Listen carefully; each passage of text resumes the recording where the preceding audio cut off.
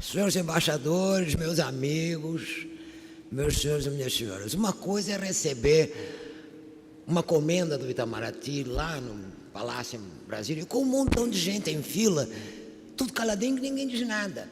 Só fala, na verdade, o presidente em geral.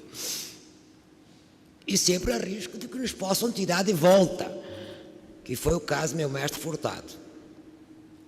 Eu, graças a Deus, já recebi tarde, já estou muito velha e tenho muita esperança que a democracia brasileira vai avançar. Morrerei, não sei se numa crise, como nasci, mas seguramente numa democracia. Coisa que não foi o caso quando eu nasci. A palavra travessia eu escolhi por várias razões. Primeiro, para mim, houve uma travessia fundamental. Atravessar o Atlântico, não é? Em 1954, fevereiro, para vir para cá, para o Brasil, e virar luso-brasileira. O brasileira, propriamente dito, eu não virei de imediato, até porque cheguei aqui, tomei um susto desgraçado, tinha morrido Getúlio, morreu o Getúlio. Eu cheguei em fevereiro, manhã de carnaval, aquela alegria geral, achei uma maravilha, a música, o povo, tudo bonito, o Rio de Janeiro, os amanheceres, mas em agosto se matou. Então é uma memória terrível, faz parte dos meus horrores. Pois eu faço uma memória dos horrores para vocês. Lembrei que não foram poucos. E também a memória das esperanças e das vitórias, que também não chegaram a ser tantas quanto os horrores, mas enfim, temos andado. Não tem vitórias permanentes nem derrotas permanentes.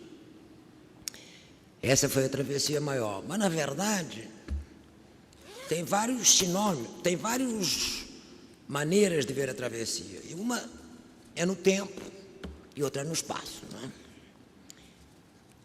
A verdade é no espaço-tempo que você vê o que acontece com o mundo. E como eu sou uma pessoa que desde menina estou muito metida em acompanhar as crises, era filha de um velho anarquista português que, obviamente, imagina, com 7 anos eu já estava vendo os catalães fugindo e se refugiarem ilegalmente em Portugal. Também já estava vendo uma ditadura. Fui testemunha de muita coisa. Nasço em Portugal em 30, no auge da crise mundial. Essa crise mundial, evidentemente, teve impactos sinistros sobre o mundo, na subida do fascismo e na guerra mundial. Foi no que deu, está claro. Mas a verdade, só se pode dizer que essa crise só foi vencida uma vez terminada a guerra, porque até então não estava vencida nada. Eu espero que esta não seja o caso e que eu realmente não veja. Morrer numa crise está bom, agora morrer numa guerra não tem graça nenhuma. Não que Portugal estivesse propriamente em guerra, como o Brasil tampouco esteve nunca na guerra. Teve, mandou lá uma expedição à Itália, mas não recebeu a guerra no seu território. O continente americano, salvo as guerras do Caribe, que evidentemente são sempre guerras imperialistas, e os golpes militares, que é outro, não é propriamente uma guerra, é uma guerra contra a população, feito pelos próprios autóctonos. Pode-se dizer que o nosso continente é um continente de paz. Às vezes uma paz meio podre, de cemitério, mas é de paz. Agora, lá em Portugal, obviamente que meu espaço de visão era primeiro a Península Ibérica, porque logo em seguida começou a Guerra Civil de Espanha e depois a Europa. Não é? Então, com o primeiro Hitler e Mussolini, e logo em seguida Franco, e mais o Salazar, que era uma versão jesuítica do fascismo. Nosso fascismo, nós nunca damos para muito fascismo. A gente é muito jesuíta, como a nossa ditadura daqui também. Não foi uma ditadura à la chilena, à la argentina, não. Nunca é tão mortal. É uma coisa de envenenar. Tinha uma piada em Portugal, que parece que não era piada, que foi fato, que o coitado do presidente do Partido Comunista Português, o Álvaro Cunhal, que ficou preso a ditadura de Salazar inteira, pôde defender a tese doutoral na cadeia, com o Marcelo Caetano ajudando a defender. E quando pegou uma tuberculose, o conselho dos médicos da ditadura foi dar bifes e ovos, porque ele morreria seguramente por falta de vitaminas. O que vocês vão convir que não é uma maneira... Não lhe arrancaram os olhos, é isso que eu estou falando. Não era essa a versão nossa. Aliás, quando era para matar alguém, mandava-se para o Tarrafal, isto é, para a África. No território, o derramamento de sangue não era bem visto. Então nós já somos... Isso é muito atrapalhado, porque se você nasce com a paixão revolucionária do seu pai na cabeça, com o catolicismo progressista da sua mãe, e resulta que nenhuma coisa nem outra tem vigência em Portugal, porque na verdade o catolicismo português é Carola, é o do cardeal Cerejeira, fica muito difícil de atravessar. Fica muito difícil de atravessar porque é muita solidão. Então, um tempo de solidão grande. A Guerra Mundial, por sua vez, foi uma guerra de horrores, que só foram percebidos enquanto tal os horrores, não as mortes, que morte, evidentemente, era visível, tinha-se notícias todo dia. Foi uma guerra de horrores que se só percebeu, pelo menos nós lá em Portugal, e mesmo os que viviam na Alemanha parece que só perceberam depois, tanto esquisito, mas é capaz de ser verdade, que as pessoas só veem o que querem. Ninguém viu ninguém levar judeu de madrugada, aquelas coisas estranhas, não é? Nós só percebemos os flashes da minha juventude, minha meninice e a minha adolescência foram aterradoras desse ponto de vista. Os flashes são os seguintes: 7 a 8 anos, os barbudos da Catalunha tinham sido derrotados, fugido pela fronteira portuguesa ilegalmente.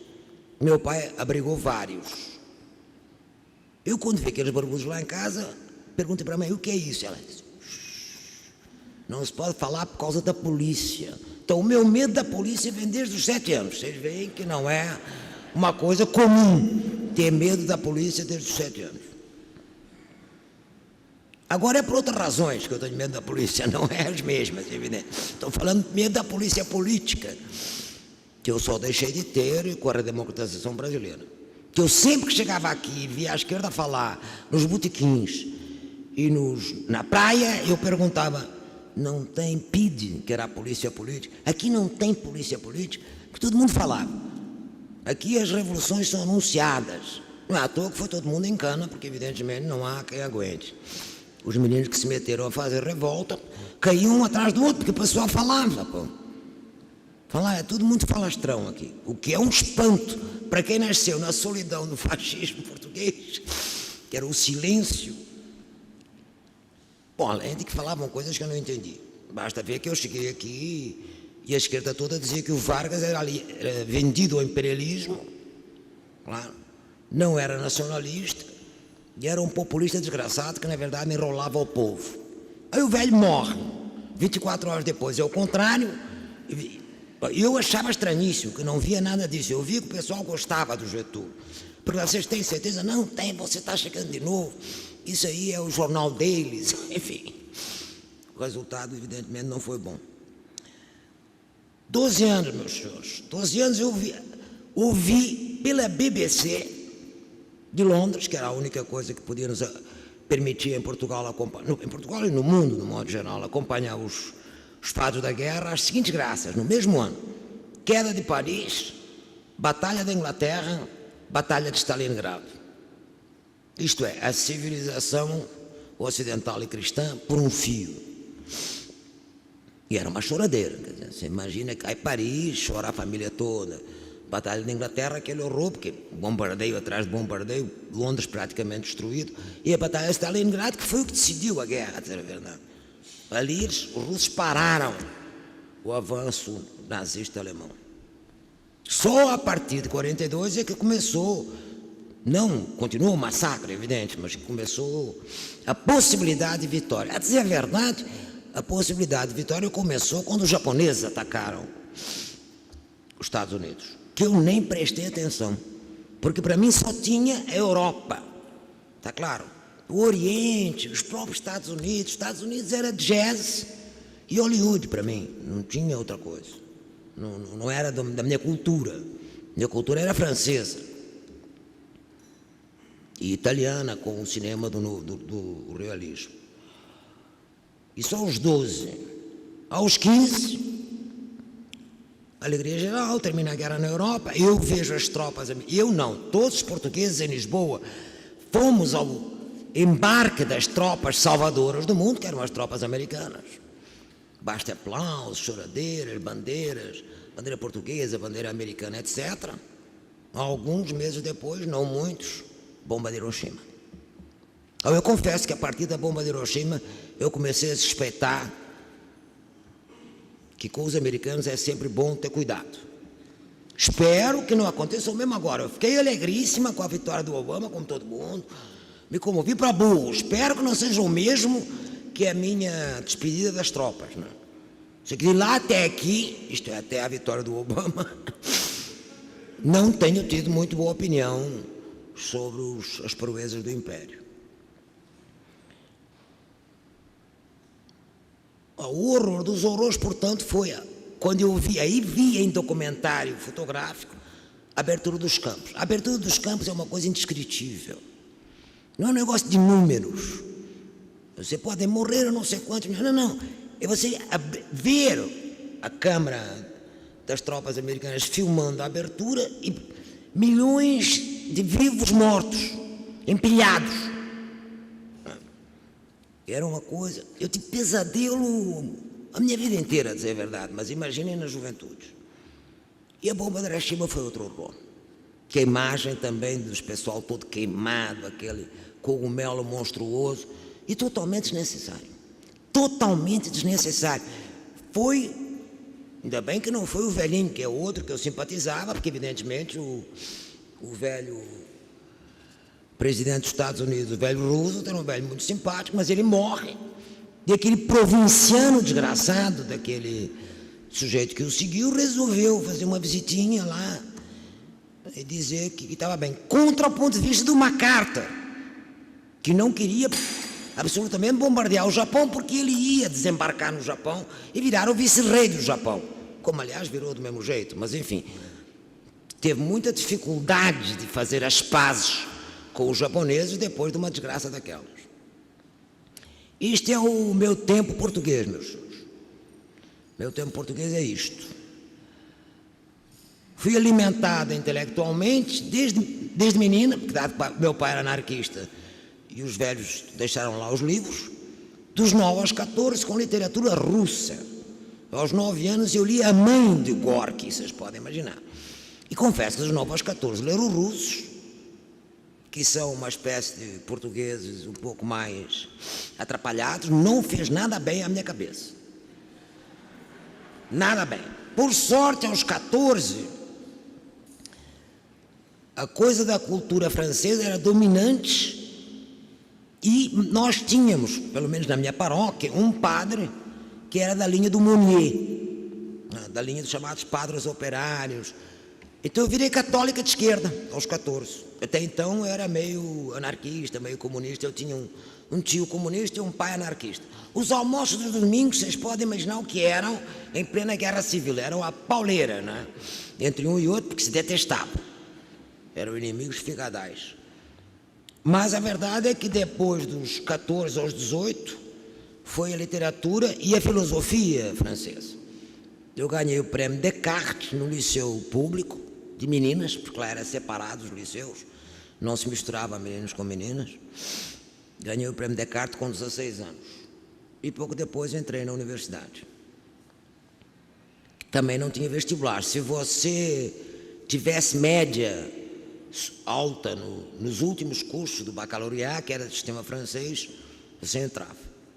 Então eu entrei para a Politécnica, começando por engenharia, onde me dei péssimo. Não tinha o menor jeito para nada daquilo.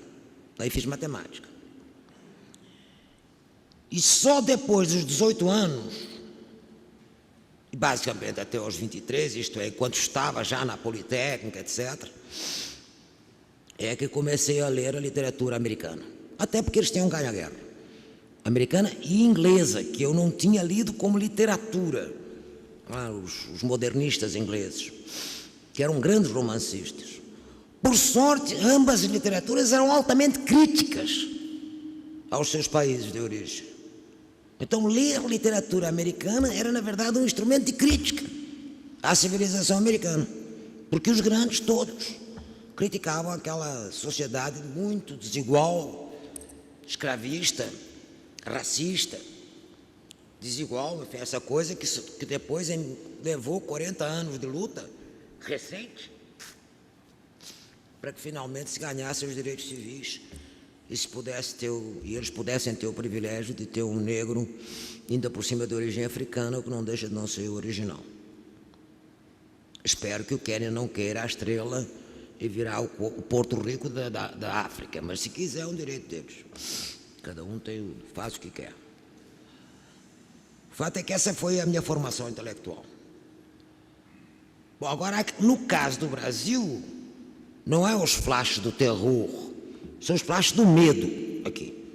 Por que isto? Porque tanto no Brasil quanto depois na minha travessia latino-americana, as nossas democracias eram muito frágeis, muito frágeis. A primeira vez que eu acho que está uma democracia mais aprofundada é agora, nos últimos 10 anos, digamos. Que mesmo ali, depois da Constituinte, ainda teve o período do Collor, que foi atrapalhado, ainda teve a desmontagem da Constituição pelo Fernando Henrique. Quer dizer, não é uma democracia muito estabilizada a nossa. Nos últimos 10 anos está mais estável, espero que continue estável, e que caminhamos na direção daquilo que o Darcy Ribeiro... Porque eu, quando cheguei aqui, o Darcy me convenceu, pouco depois da morte do Getúlio, mas como acabou de morrer... Isto passa, esse Lacerda não ganha, você vai ver, e realmente não ganhou, louvado seja Deus. Aliás, confio que é uma figura que eu odiei em vida, e tive dificuldade em perdoar depois da morte. Claro que aos outros não perdoo nem depois de mortos, o Hitler, que dei em conta lá o diabo. Mas o velho Lacerda, como ele fez a frente ampla, ele percebeu a estupidez que tinha feito ao precipitar um golpe, mas eu tinha ódio dele, ódio. Porque ele aparecia na televisão e eu sabia que todas as malamadas do Rio de Janeiro iam rezar terço, botar vela na janela e torrar o nosso saco para derrubar o Jango. Sabia, não tinha jeito, entendeu? E já tinha acontecido o mesmo com o Getúlio. Quer dizer, era o Corvo, ele tinha um jornal que era um verdadeiro pasquim, não o nosso pasquim de esquerda, mas o dele, Tribuna da Imprensa, acho que chamava. E ele falava muito bem, era um defroquê, ele tinha sido de esquerda na juventude. Quem foi de esquerda na juventude e vira de direita depois mais velho é ruim. É ruim. É melhor o contrário. Quem é de direita na juventude e vira de esquerda. Por exemplo, o nosso queridíssimo Tristão da Ataíde, que era um católico conservador quando era jovem e que depois virou uma das pessoas mais admiráveis e progressistas. Bom, é isso. A nascer torto, nasce a torto e depois endireite. Não fique com ar de que é progressista, porque isso eu sempre disse para os meus alunos. Eu tenho 40 e tantos anos de ensino.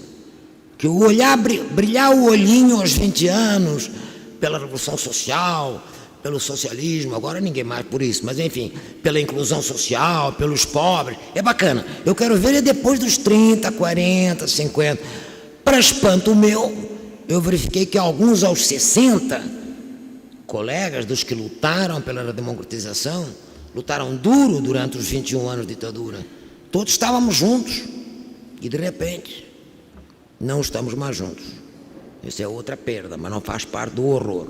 Então os meus medos são simples. Agosto de 54, morte de Getúlio. Um medo espavorido. Eu até minha filha, eu tinha vindo grávida.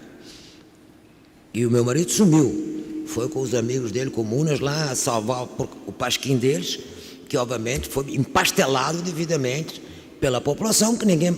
A manchete do jornal no dia da morte era Getúlio vendido ao imperialismo. Estás a ver o que lhes aconteceu, não? Como eram ruins de diagnóstico. Qualquer besteira que a esquerda faça nesse país já teve precedentes. Não tem tal coisa como dizer começou tudo com a luta armada. É mentira. Quando eu cheguei aqui, eles já estavam fazendo luta armada em Goiás e no coisa, ligando a intelectual à produção, era o Congresso da Mantiqueira, era linha dura e dizendo barbaridades sobre o pobre do Getúlio. Este Getúlio, não o outro. Ao contrário, no outro eles tinham apoiado. Depois, por causa da guerra. Então era uma maneira de se comportar que deixava, que requeria um tipo de considerações, às vezes, muito difíceis de fazer. Não é? Por isso é que é difícil que o grosso da população brasileira siga a esquerda. A esquerda é muito confusa. A gente vista agora as nossas. Dizer a esta altura que o Gabeira é de esquerda, vocês vão me desculpar, mas trata-se de uma piada, evidentemente. A piada só pode ser. Que o outro não é, isso já sabemos há muito tempo. Mas o Gabeira realmente eu vou te contar. Mas aconteceu, não aconteceu? Mas é que as pessoas, aqui no Rio de Janeiro, então, tem um certo delírio. Eu acho que é muito calor, muito carnaval. O doutor Bulhões dizia que em Brasília havia um problema porque não tinha oxigênio, perturbava a cabeça do Banco Central. Ele tem experiência, perturba mesmo.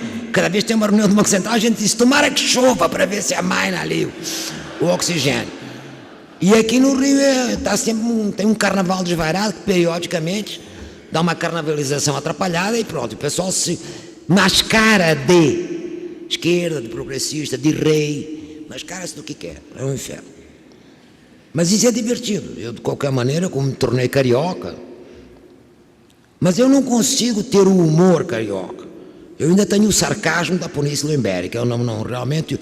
Este humor carioca que acha graça em tudo e está tudo bem, não está tudo bem nada comigo, não tem isso. Eu sou indignada, não adianta. Bom, obviamente, 10 anos depois, em abril de 64, o golpe militar. Me lembro que estávamos na CEPAL, eu, Lessa e Castro, os 3 brasileiros que acolheram, pertinho ali do BNDES, e o Aníbal Pinto, que era um chileno, tinha muita tradição do pêndulo latino-americano, como ele dizia, disse, não, isso aqui é um pêndulo que vai rápido. Ele achava que era rápido, que a gente saía daquilo rápido. Furtado, no entanto, que foi punido logo no primeiro ato institucional, disse, não vai rápido, vai durar de 14 a 20 anos, durou 21, só 21. Esta altura eu já levo nas costas a seguinte graça, 21 anos de ditadura em Portugal. Os 2 primeiros não contam porque era aquela atrapalhação da crise, mas só teve golpe militar e ditadura a partir de 32. Então, levei 21 lá, 21 cá, 42, como tenho 78, só tenho 36 de democracia, dos quais a maioria estáveis. Então, era bom eu viver pelo menos mais uns aninhos para ver se empata, né? Para não morrer com um saldo negativo. Vamos ver se Deus ajuda eu completar meus anos de democracia. O outro flash do medo foi o AI-15, o AI-5, mas eu não estava jamais aqui. Por sorte estava no Chile. Eu digo sorte mesmo, porque todos os meus colegas de universidade que participavam da reforma universitária, da discussão com os alunos sobre estratégia, debate estratégico, debate não estratégico, aquela brincadeira que os meninos gostavam de fazer, e que acreditavam que tinha estagnação, e eu dizia, não é verdade. Enfim, não é, o Delfim está aí, não é isso que vai acontecer. Bom, em resumo, eu tinha ido em setembro para o Chile, escapei pela tangente, senão eu teria perdido a cátedra, teria perdido a cadeira. Teria sido aposentada, como foram todos. Daquela época escapámos eu e o Vefor, em São Paulo. Na USP escapou o Vefor porque estava na Inglaterra. E eu porque estava no Chile, no FRJ. Porque todos os demais professores progressistas foram devidamente punidos pelo AI-5. Então eu já estava lá, mas foi um susto. Foi um susto duplo, porque tinha os refugiados que estavam lá desde 64 e que iam voltar. E vários voltaram. Doutor Adão, o filósofo do Eusébio, oh meu Deus, como é que ele chama? Isto, Álvaro Vieira, voltaram. O Álvaro Vieira foi reduzido a fazer tradução de romance policial. Álvaro Vieira da Cunha, um dos grandes professores de filosofia da UFRJ, fundador do ISEB, pensador crítico de fôlego, na sua velhice, ao ter voltado fora de contexto, porque não podia esperar, está claro, morreu fazendo traduções de romance policial, quase enlouquecido. O velho Adão não, porque o velho Adão tinha uma família ampla, era médico, e era mais velho, né? Mas assim mesmo, enfim, era uma geração brilhante. Mais tarde, evidentemente, Almino tentou vir, mas aí já não foi no AI-5, já foi mais tarde. Esse foi no tempo da noite do Ano Novo, do Feliz Ano Novo, que eu estava aqui, por sinal, e vi que tinham prendido o pobre de memória de nomes, não botei aqui, enfim, o que supostamente ia trazer ele, e que disse para todo mundo ouvir: Ipanema, é isto, festa de Ano Novo, todo mundo diz que está na telha, Almino vai voltar, não tem problema nenhum, eu estou encarregado de trazer. Eu, quando ouvi aquilo, disse: vai dar besteira, e disse para ele, como é que você fala uma coisa dessa? Aí liguei para o Almino e disse: eu tenho a impressão que está se avizinhando uma trovoada, o tempo está para mudar aqui, é melhor você esperar aí num veranico, depois quando eu chegar aí eu falo contigo. E ele não voltou, já estava tudo para mim. Teriam matado ele, como mataram o outro. O velho Almino é exatamente da minha idade, talvez um ano mais velho. É dos poucos do exílio com quem ainda me dou bem, que continua da minha banda. Fernando Henrique, como todo mundo sabe, mudou de banda. Mudou de banda. E ele e vários outros, enfim. Vefor mudou de banda. No caso, Vefor sumiu, nem sei o que está fazendo, será verdade. Mas enfim, Fernando Henrique, infelizmente, perpetra os seus artigos, que eu confesso que já não leio. Eu sempre li tudo, em editorial, Jornal da Literatura, leio editorial até hoje. Até do Globo eu leio, imagina. É paciência, leio. Porque eu estou habituado, eu fui treinada na ditadura, não tinha outra imprensa. O único jornal que a gente lia era para se informar do mundo, chamava-se Tribune des Nations. Era um jornal que é mais ou menos o que hoje é o Monde Diplomatique, e que você lia para saber o que estava acontecendo no mundo, dado que a nossa imprensa não era provavelmente de confiança. Então você aprendeu a ler nas entrelinhas. Eu leio nas entrelinhas. Eu acho a maior graça de ler aqueles artigos daquele articulista político do Lobo, e ler nas entrelinhas o que ele quer dizer. Quando ele fica progressista, então hoje ele estava um primor de progressismo. Eu olho até o fim, aí no fim o rabinho está lá, não tem jeito. É muito divertido, mas não recomendo para a turma jovem, que é um esporte muito desagradável. Muito desagradável, muito envenenado. Bom, e outra tragédia foi, obviamente, 11 de setembro de 73, a queda da Allende. Com tanto azar que aí trocou. Eu estava cá e minha filha ficou lá.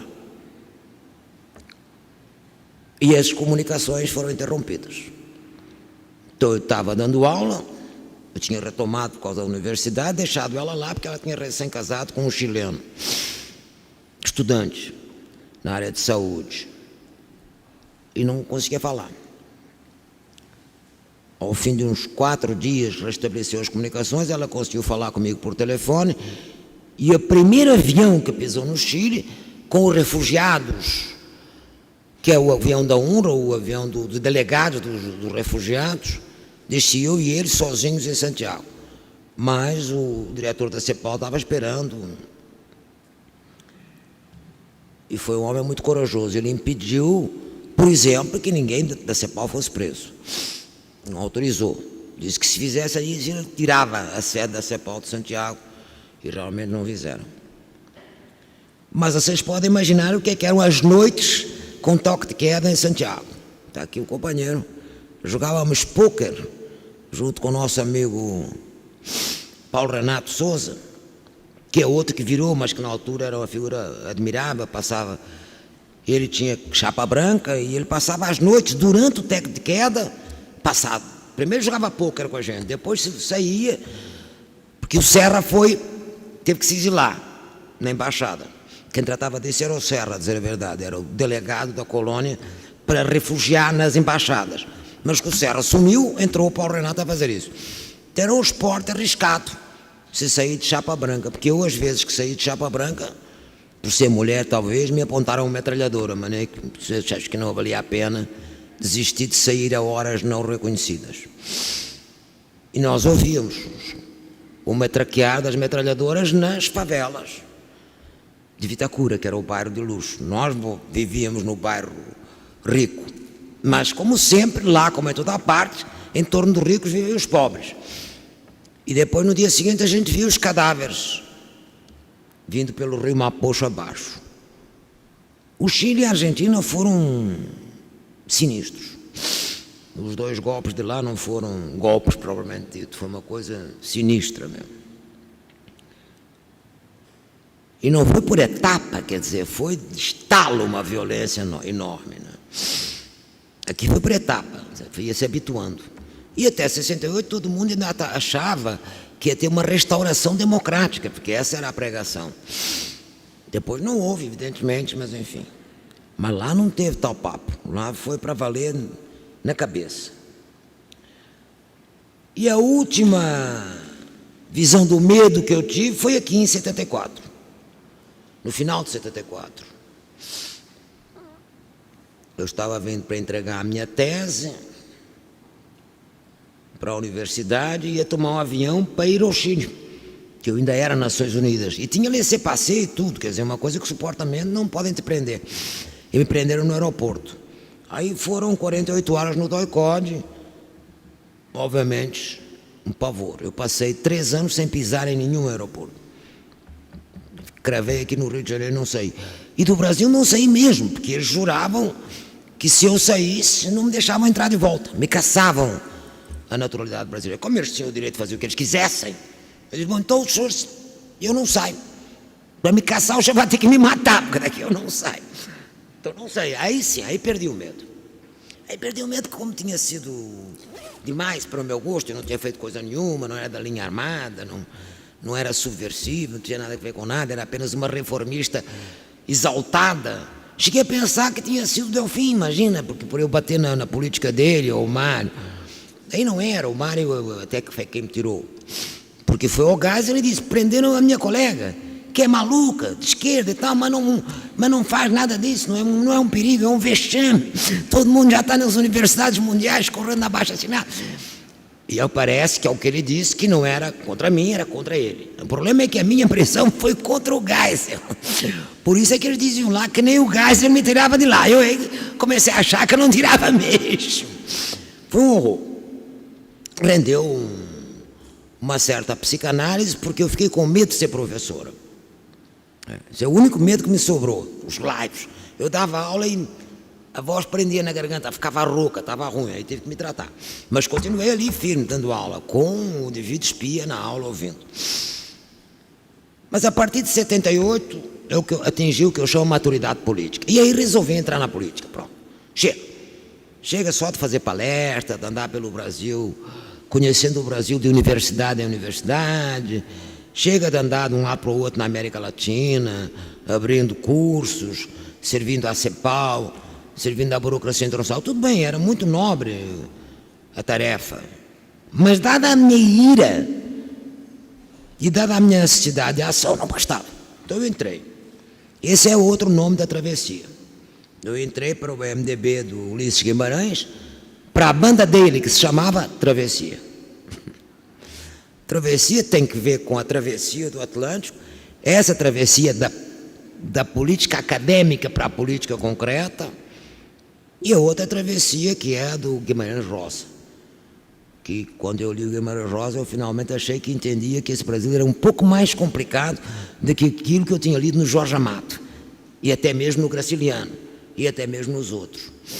E que a última palavra dele é travessia, se vocês lembram. No Grande Sertão Veredas, ademais de ter o medonho no redemoinho do mundo, tudo é humano, travessia.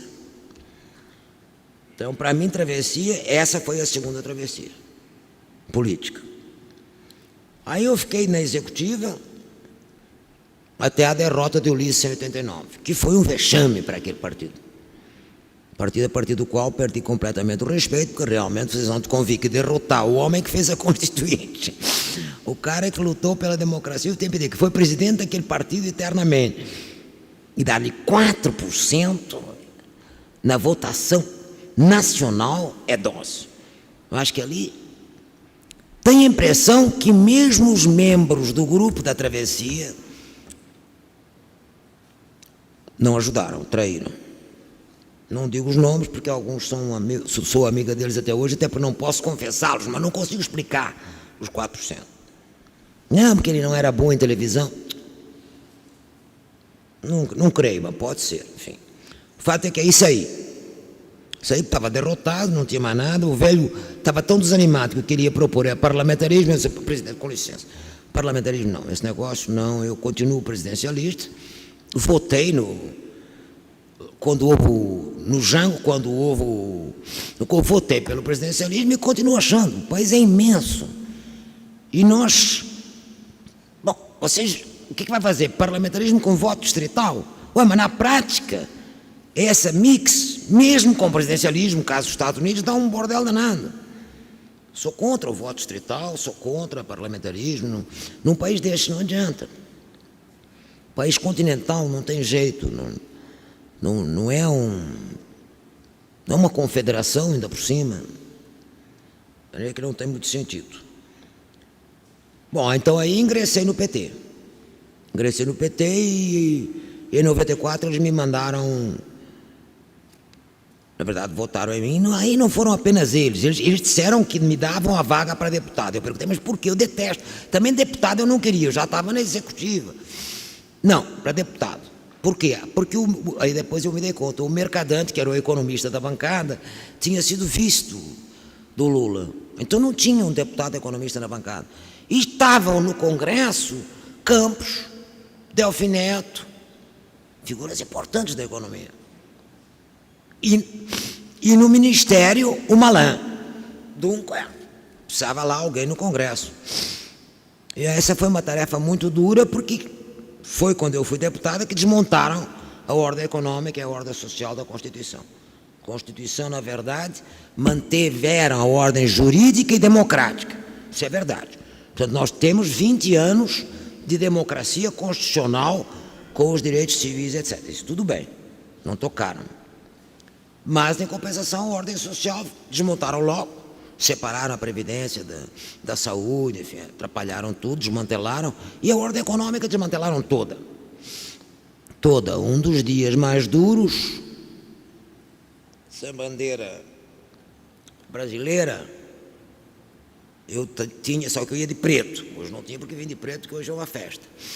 Mas eu falei, Almini e eu falamos contra a derrubada do monopólio do petróleo. Ele foi de preto, eu também, mas eu agreguei a bandeirinha, porque o Almini todo mundo conhece, a mim nem tanto. E foi um dia muito chato, muito triste, muito triste. Muito triste, tinha-se lutado em praça pública pelo petróleo, não é uma luta de anteontem. Mas, enfim, escapamos, no entanto, de que eles privatizassem a Petrobras. Quase privatizaram, mas, enfim. É uma coisa complicada, essa coisa que tem até hoje. Vai dar complicação no pré-sal. Vai ter que dar um jeito de renacionalizar uma parte. E não privatizaram os 3 bancos que eles queriam. Estava no protocolo do Fundo Monetário, sim, porque foram ao fundo e iam lá. Bom, a situação é tão grave que o Serra, que tinha sido deflorestado do Ministério do Planejamento por causa da briga com o Malan, ele perdeu a briga, me chamou, ele era da Comissão de Economia no Senado, me chamou e disse, olha, a reunião vai ser no Senado, o debate. Entregaram ontem o protocolo de acordo e vão assinar depois da manhã. Mas como assim? Você não falou com o Fernando Henrique, que tem coisas horríveis? Falei, mas ele não ouve. Como quem vai falar no Senado é o Suplicy, que é um pouco enrolado, entende renda mínima, etc., mas esse negócio não é bem do ramo dele, eu vou recomendar a ele que te chame para você falar. Então lá veio para o Senado. Bom, era inacreditável o protocolo. Estava explícito no protocolo técnico de intenções a privatização do Banco do Brasil, da Caixa e do BNDES. Não estava explícito da Petrobras. Essa não estava explícito. porque parece que o Fernando Henrique avisou que os militares não iam topar. A verdade verdadeira é que os militares, apesar de direita no Brasil, nesse assunto eles eram nacionalistas, não adianta. O Gás era um nacionalista de direita. Portanto, esse negócio do petróleo não era um negócio tranquilo. Mas os bancos estavam. Agora imagina se os bancos tivessem, nesta crise financeira agora, a beleza que não ia ser. Não é? Todos especulando, se fosse tudo banco privado. Aí, meus senhores, esta é a maturidade. Mas não é só memórias de tragédias e de derrotas, tem as memórias da mudança e esperança. JK foi um programa, um período maravilhoso. Durou só 4, 5 anos, mas foi ótimo. Na verdade, imagina, foi tudo, industrialização, energia, transporte, mudança da capital. Aí é que eu decidi que o Darcy tinha razão, que nós íamos ver uma democracia multirracial nos trópicos, que o Juscelino tinha a maior cara de que ia promover esse tipo de democracia, e me devo ao período JK, mais ao JK que a Bossa Nova, diga-se passagem. Trabalhei no BNDES, no plano de metas, a meta metal mecânica, eu estava trabalhando nela, enfim, foi um período bom, profissionalmente, bom de crença no Brasil. Acho que difícil, só agora, mais recentemente, são os dois períodos assim mais esperançosos que eu vivi no Brasil, foi o do JK e os do Lula para cá. O resto não foram períodos mansos, não foram. Foi duro. A outra esperança, evidentemente, foi a eleição do Allende em 70. Era a primeira tentativa de transição pacífica para o socialismo. Dado que a de Cuba não tinha sido pacífica, tinha sido empancada pura. E o Allende tinha defendido isso com unhas e dentes no Congresso da OLAS. O Fidel disse que não podia, ele mandou o Fidel dizer que disse: você andava de calça curta quando eu fazia política, e Cuba é uma ilha. O Chile tem muita tradição democrática, o que era verdade. Na crise de 30 tinham feito uma frente ampla, igual à francesa, uma frente ampla de esquerda. Tinha um Partido Socialista legal lá, antiquíssimo. De maneira que ele realmente tinha esperanças. E foi um alegrão. A dizer a verdade, já foi um certo alegrão quando eu cheguei lá, mesmo durante o Frei, porque o Frei resolveu fazer, era democrata cristão, naquela altura a democracia cristã, tinha ele lá e o nosso governador de São Paulo depois, o nosso paulista, como é que chama? Além de Plínio Arruda Sampaio, tinha o que era democrata cristão nessa altura. Esse nasceu no centro e foi para a extrema esquerda. Essa é uma coisa engraçada, velho. Está velhinho também. O Montoro. Era o Montoro aqui, com a sua coisa comunitária, a doutrina social da igreja, mas lá o Frei foi adiante, fez uma reforma agrária. E foi por onde começou a complicar a coisa no campo, né? Quando finalmente o Allende ganha e a própria juventude democrata cristã vai à praça pública junto com todas as outras juventudes, foi muito bonito. Eu estava lá, evidentemente, foi um alegrão. A partir de 72 começou a complicar completamente e em 73 terminou. O outro período também relativamente curto, 85, 88, foi da redemocratização no Brasil, até a Constituição de 88. Esse período foi bom, a despeito do fracasso do Banco Cruzado, a despeito de que era difícil fazer uma política anti-inflacionária, que a situação, balanço, pagamento, a coisa econômica não estava um brilho, digamos. Mas foi um período de grande avanço social, muitas lutas, diretas já, todo mundo na rua, o movimento sindical, o movimento das mulheres, o movimento dos negros, estava tudo muito... E durou tempo, a Constituinte demorou 2 anos, todo mundo levou a sua opinião. Foi um processo demorado, bonito. Agora, em 88, tão pouco é proclamada, começa a brincadeira da política econômica a endurecer. Daí nós pegamos o arroz com feijão desse ministro aí, coitado, como é que ele chama lá, enfim, não importa. Um ministro está fazendo aqui, está por aí fazendo consultoria na vida, como sempre, e nós entramos em moratória, mas ele levantou a moratória e pagou, fez um acordo com o fundo e pagou 25 bilhões de dólares.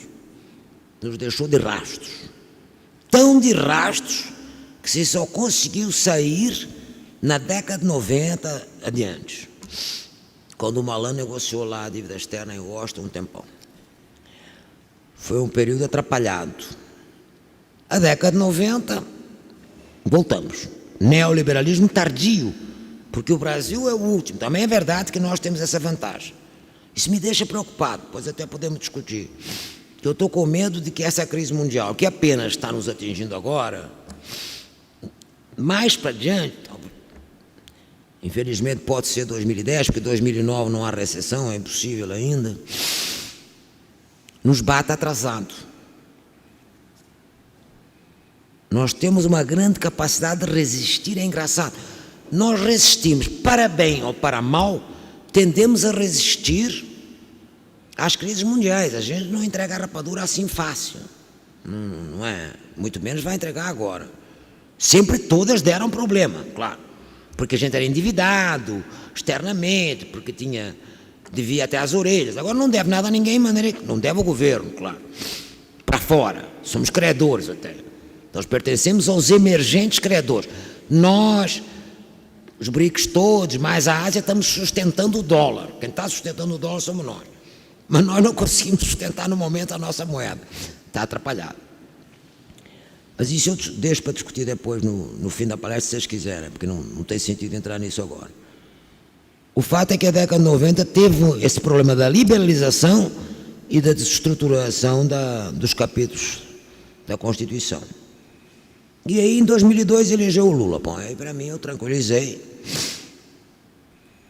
Eu sou meramente assessor informal e raramente vou lá incomodar o velho.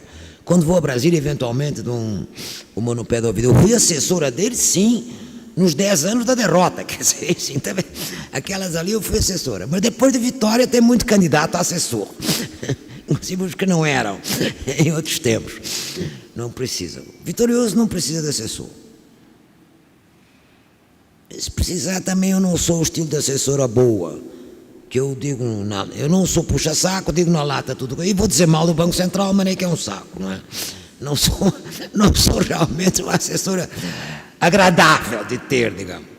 Não sou diplomática, mas o velho gosta de mim assim mesmo, não tem problema.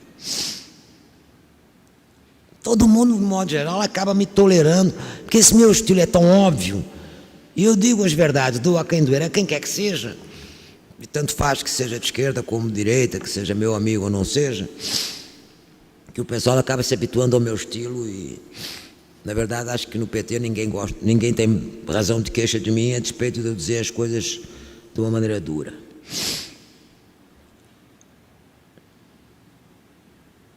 O que é que eu posso agregar a isto? Além dos meus 42 anos de ditadura, das várias travessias, dos vários medos, e do ganho, finalmente, da maturidade e da luta política. Fui também 48 anos professor de economia, mas, a partir de 80, com a crise da dívida externa aqui, e com a primeira crise mundial que também houve, pesada, no pós-guerra, eu comecei a estudar, basicamente, relações internacionais. Ou seja, economia política internacional, para cruzar a economia com a política. Isso é uma tarefa que eu partilho com meu colega Fiore, que foi meu aluno de escolatina da economia, foi aluno aqui do VFOR em política, tem o seu doutorado, etc. E que fez sociologia no Chile, de maneira que ele é uma espécie de cientista social clássico, né? E tem se dedicado a organizar os livrinhos da coleção vermelha, nos quais eu sempre dou colaboração. E dou aula, com ele em geral, que professor emérito por um tempo nesta nossa universidade não podia dar aula, mas não assinava. Mas eu também não me importava. Eu pedi a qualquer daqueles meninos jovens, assina aí a pauta para mim, o cara assinava e eu dava aula. Que os meninos queriam ouvir aula. No Chile, de maneira que ele é uma espécie de cientista social clássico, né? E tem se dedicado a organizar os livrinhos da coleção vermelha, nos quais eu sempre dou colaboração. E dou aula, com ele em geral. Que professor emérito, por um tempo, nesta nossa universidade, não podia dar aula, mas não assinava. Mas eu também não me importava. Eu pedia a qualquer daqueles meninos jovens, assina aí a pauta para mim, o cara assinava e eu dava aula. Que os meninos queriam ouvir aula, eu não estava mais faturando nada, já estava aposentada. Continuo, no ano que vem vou dar também, sobre economia internacional. Por que sobre economia internacional? Porque agora, na verdade, os destinos do mundo mudaram muito a partir de 80. Muito. Foram anos de transição para um lugar ruim, que é tal da globalização, desregulação, neoliberalismo, que deu uma série de instabilidade mundial, que é uma crise atrás da outra. Só que esta agora é mais grave. Então, o que é que você tem? Quer dizer, vou avaliar a minha velhice atual e o novo século. Primeira coisa, novidade. A velha Ásia ressurgente. Na descolonização, há dois países vencedores dela, a Índia e a China. Esses ganharam, mas esses eram velhos impérios que o Império Inglês tinha metido a pata em cima. Mas, evidentemente, no que largou a pata, dado que eles são países de grande tradição, a despeito de grande complexidade, eles apareceram, ressurgiram, e hoje são a área mais dinâmica do mundo, está lá, a velha Ásia ressurgente.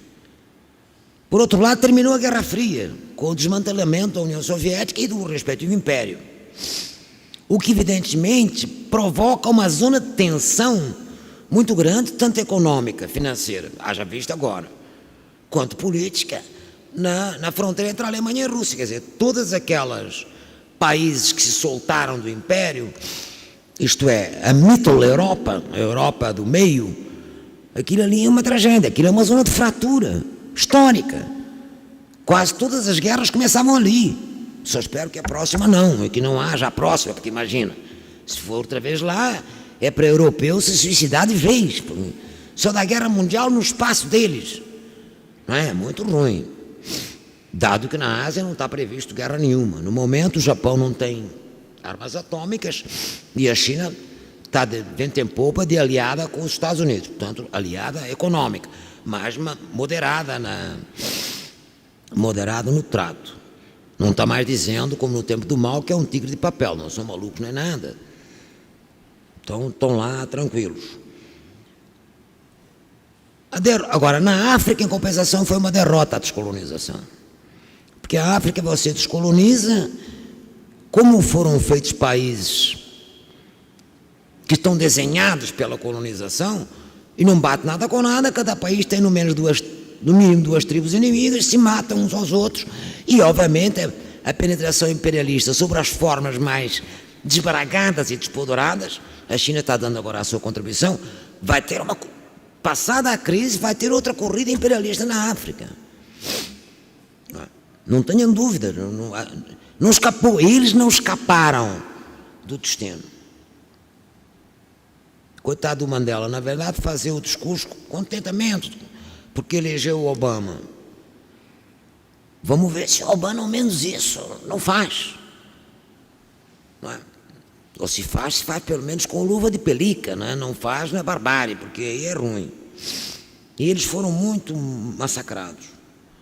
Mas tem a outra esperança que é a nossa, que era a redemocratização da América do Sul, com governos progressistas, o que também é uma novidade.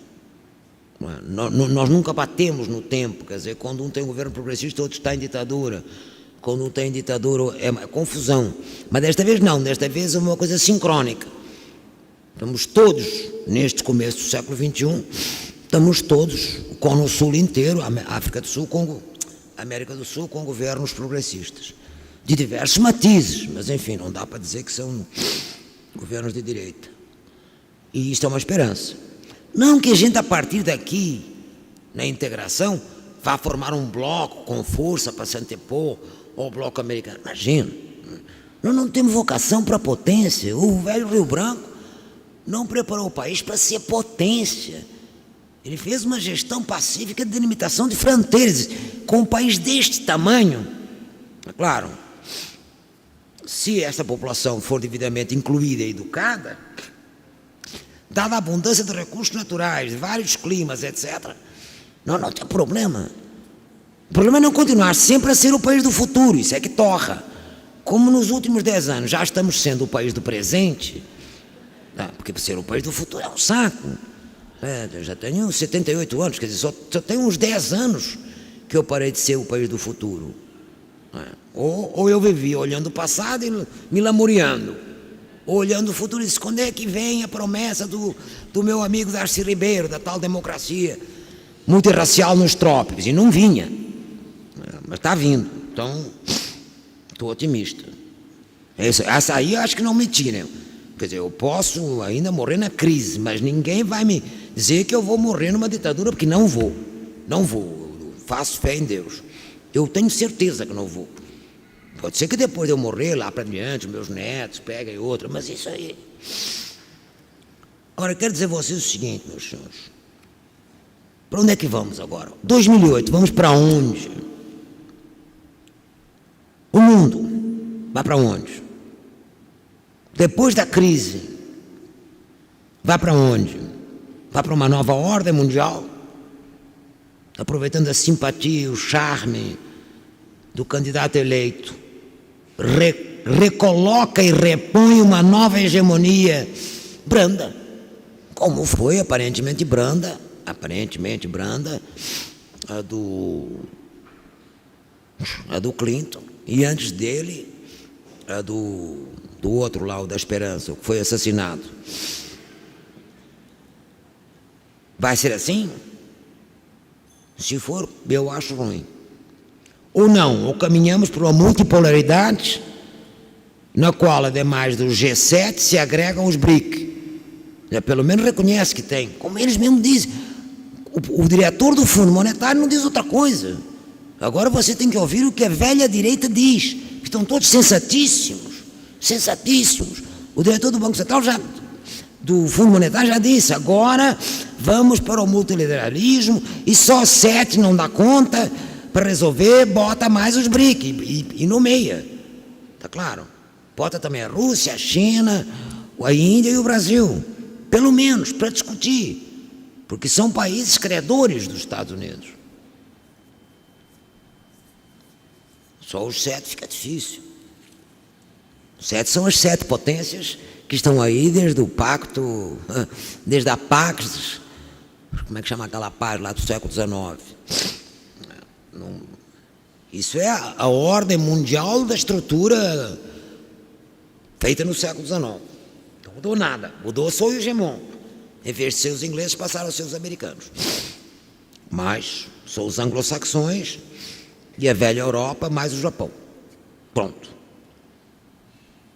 Só que o mundo mudou muito, então se mudou muito, tem que evidentemente mudar isso. Eu aposto, e acho que essa é a tese também do Itamaraty, pelo menos de todos os diplomatas que eu conheço, apostamos na multipolaridade e lutamos por ela. Não queremos absolutamente uma ordem hegemônica. Por isso, quando o pessoal disse, vamos fazer Bretton Woods, só faltava, né? Bretton Woods é a Pax americana feita na economia. Não quero nenhum Bretton Woods. Bretton Woods eles passaram a mandar no mundo. É muito simples. Lá quero Bretton Woods nenhum. Aliás, nós fomos contra. Prebes foi contra os acordos de Bretton Woods. Tá? O próprio Roberto Campos, que era um jovem cônsul nessa altura, no relatório Haberler Campos, ele critica. Imagina. Mas é claro que o Campos naquela altura era da jovem guarda do Itamaraty. O Campos era de esquerda do Itamaraty, depois é que ele ficou de direita. É daqueles que... Homem brilhante, diga-se passagem. Não, o Campos e o Lacerda eram homens brilhantes. Fizeram um estrago nesse país que eu vou te contar. Um homem brilhante que é de esquerda, depois passa para a direita, é um terror, realmente. Um terror. Por isso a gente deve encomendar aí, fazer uma macumbinha aqui no Rio, a favor desse Obama, mas não vai ele entornar o caldo e dar uma virada de fio, porque aí vai ser ruim para burro.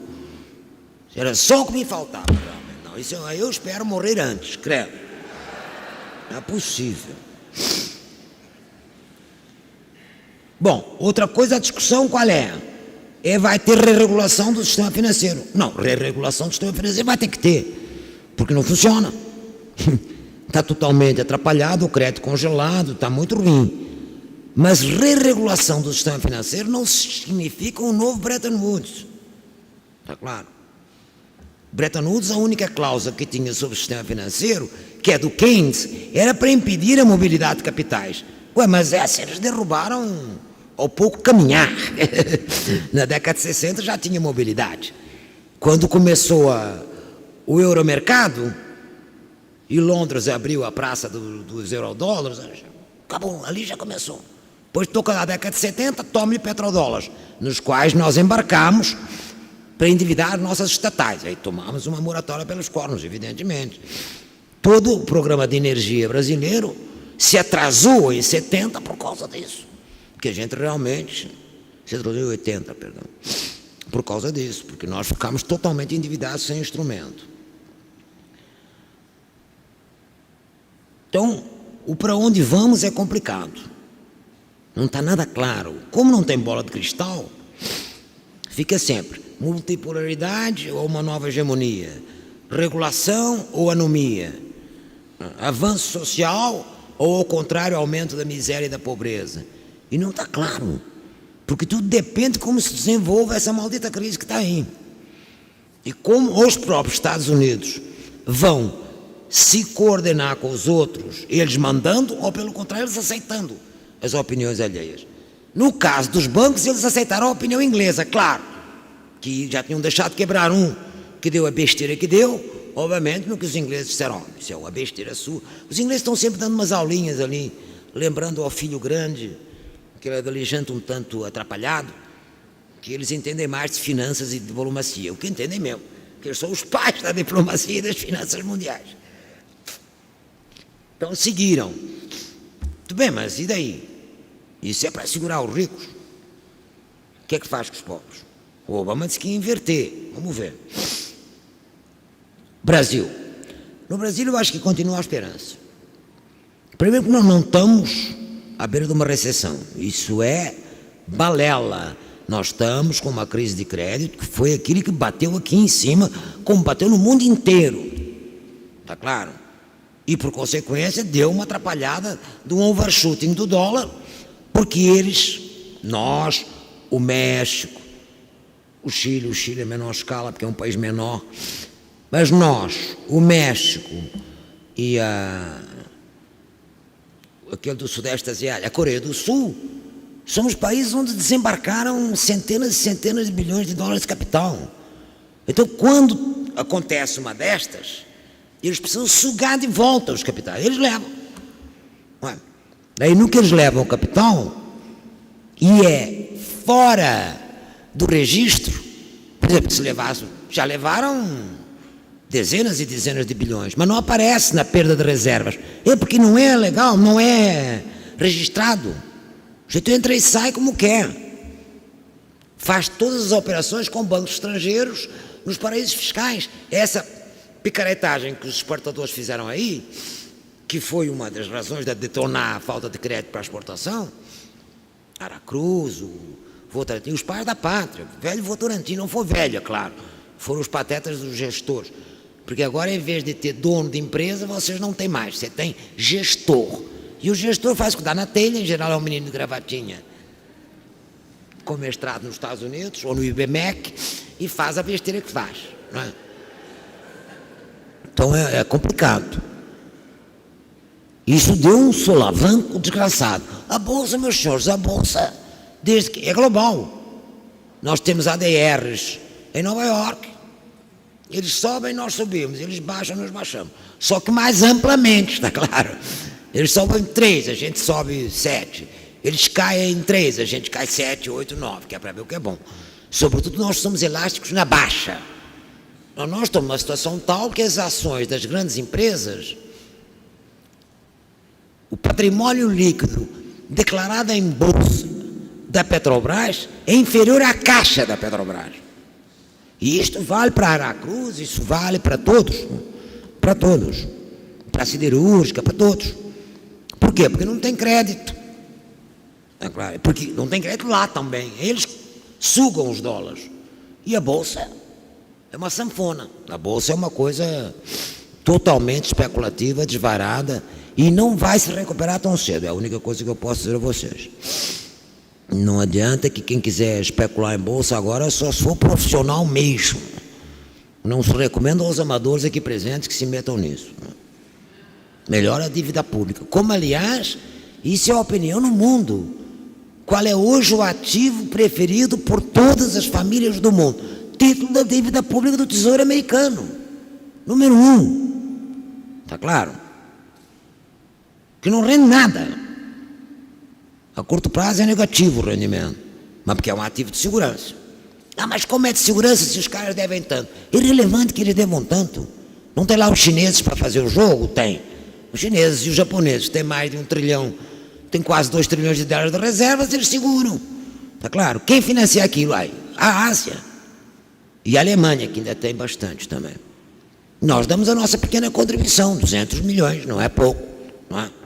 Afinal de contas, é de acordo com o tamanho do nosso comércio. Então, o Brasil, eu não tenho perdidas as esperanças, ao contrário. E acho que há uma tendência da sociedade de, pelo menos desta vez, reconhecer a sério, e não por hipocrisia, que é necessária a inclusão social. Agora já não é hipocrisia. E que, obviamente, aí sim, não todos estão todos de acordo que deve manter a democracia. Agora, a democracia para uns é mais restrita que para outros. Eu quero que seja mais ampla, multirracial, enfim, eu quero o sonho do Darcy. Outros não. Outros, qualquer democracia restrita está bom para eles. Isso depende muito da história de vida de cada um. Em resumo, meus senhores, minha travessia deve se encerrar, a minha pessoal, com o meu falecimento. Estou pedindo a Deus que me dê uns 6 anozinhos aí de lambuja para eu ver terminar a crise e ganhar a tal equipotência entre a ditadura e a democracia que está em débito comigo. Mas uma coisa eu tenho certeza: as crises, meus senhores, passam, voltam e passam, voltam e passam. Crise é muito ruim, mas como dizia, desde a minha velha bisavó até ao avô do Hélio Jaguaribe, que eu ouvi ele falar antes de morrer, pior que crise é o fascismo e a guerra. E isso eu espero em Deus e na nossa própria sociedade brasileira que realmente não vejamos nem fascismo, nem guerra. E também na própria maturidade, ou se você quiser, também no fato de que há uma certa multipolaridade no mundo hoje que leva à coisa de guerra mundial com porrada de países com bomba atômica. Não é uma coisa muito recomendável, digamos. Não é como antes. Antes se fazia uma guerra mundial, morriam milhões de pessoas, particularmente as populações civis, mas a nova guerra com a nova tecnologia, de guerras menores, como a do Médio Oriente, morre gente para burro. Claro que mais população civil. Isso faz parte das guerras catastróficas do século XX em diante. Guerra de morrer pouca população civil já era. Agora a guerra morre muito soldado, mas morre sobretudo muito civil. Mas essa não é a questão. É que no patamar de tecnologia difundido como está, uma guerra mundial realmente seria uma coisa, acho que muito pior do que a hipótese da destruição da Terra por causa do degelo, das calotas, etc. A coisa ecológica, eu não digo nada porque eu cheguei muito tarde a isto. Eu sou uma verde muito recente. E como eu sou verde, mas eu sou vermelho ao mesmo tempo, fica uma certa complicação no assunto. E como nós, na verdade, Eu fico olhando, estão devastando, é verdade. Parte da devastação decorre da própria pobreza. Tem mais devastação por conta do saneamento, etc., do que a outra. Estão devastando a floresta, é verdade. Mas eu olho lá e digo, bom, tem 14 sistemas ecológicos ali, 14. 1,5 já foram para o Beleléu, é verdade. Mas o que ainda sobra de floresta não está escrito. Eu espero que o bom senso permita que finalmente se leve a sério. O bom senso e as grandes potências. Porque a verdade é que nem os Estados Unidos, nem a China não estão a favor de fazer nada. No caso da China é um disparate. Ou por outro, eles já estão tão devastados que vai ver, nem é um disparate. Eles já estão ecologicamente devastados há muito tempo. No caso dos Estados Unidos é um disparate, porque eles ainda não estão suficientemente devastados e, obviamente, eles são os maiores poluidores da humanidade. Então, isso é uma coisa, de novo, que numa nova ordem internacional vai ter que ser levada a sério. Uma nova ordem internacional que não leva conta uma refundação das Nações Unidas, um tribunal jurídico internacional que possa penalizar os governantes nacionais que saltem fora das marcas. Está claro? Uma ordem ecológica, uma ordem financeira, não é ordem nenhuma. Agora, para se pôr de acordo para essa ordem, vai ter que ter uma grande lucidez. Eu não vejo, no momento, essa lucidez, em lugar nenhum.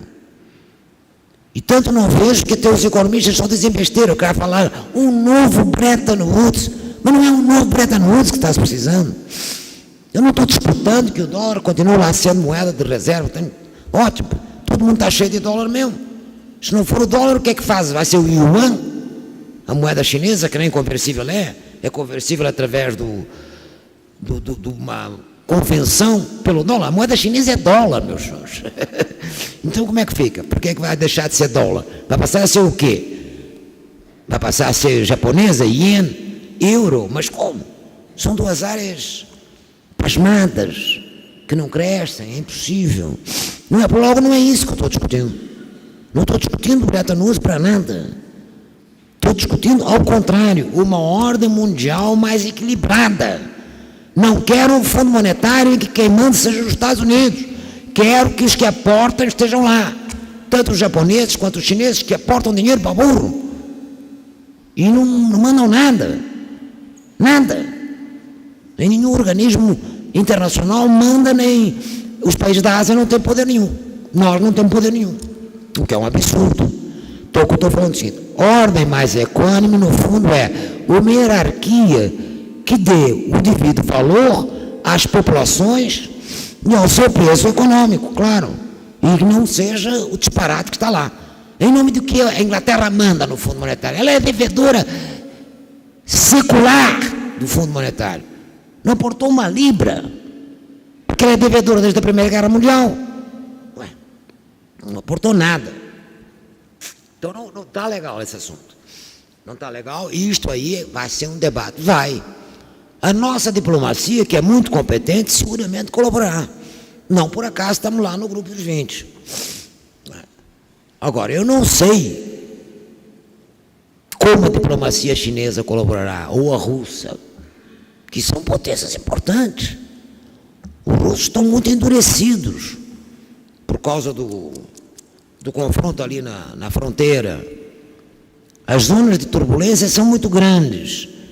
Então eu não estaria tão otimista. Eu me daria por satisfeita se fosse feita alguma reforma importante no sistema de Nações Unidas, em que a representação lá, nos vários conselhos importantes da segurança, os conselhos econômicos, fosse mais justa, mais equilibrada do que é hoje.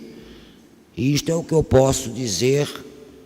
Essa é uma travessia totalmente fantasiosa, porque essa nova ordem mundial é quase certo que eu não verei. Não tenho tempo suficiente. Não é uma coisa que se resolva em 3, 4 anos. É uma coisa que vai demorar. Provavelmente vai demorar toda a primeira metade do século XXI para fazer uma nova ordem mundial. Ninguém faz uma nova ordem mundial assim, do dia para a noite. 2. Quais serão as ideias do império atual? Que está decadentezinho, está, não há a menor dúvida.